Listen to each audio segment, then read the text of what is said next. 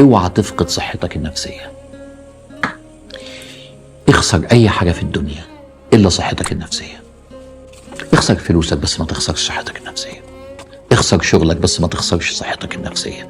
اصل صحتك النفسية اغلى ما تملك، اوعى تفرط فيها، اوعى تفقدها. اتعصر في الدنيا بس ما تفقدش صحتك النفسية. اجري لغاية ما يتقطع نفسك في الدنيا بس اوعى تفقد صحتك النفسية. صحتك النفسية هي الشيء الغالي يا جماعة. أصل الدنيا بتلف.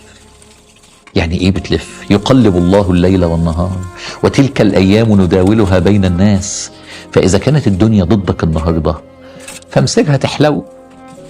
فلو الحلوت الدنيا وانت خسرانة صحتك النفسية انت خسرتي كل حاجة.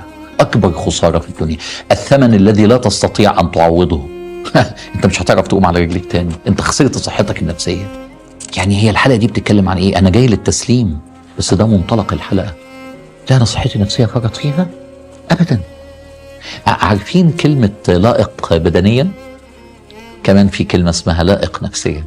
اوعى تخش ال10 الأواخر وانت غير لائق نفسيا. روح لربنا لائق نفسيا عشان تستمتع بال10 الأواخر. ايه ده؟ هو احنا لسه في الحلقة 12؟ ايوه، ما انت بتستعد لل10 الأواخر من الآن. وروح لربنا لائق نفسيا.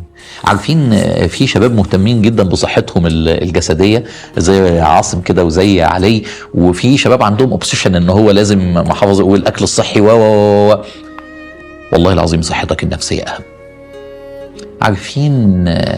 عارفين كلمة لائق بدنيا؟ يعني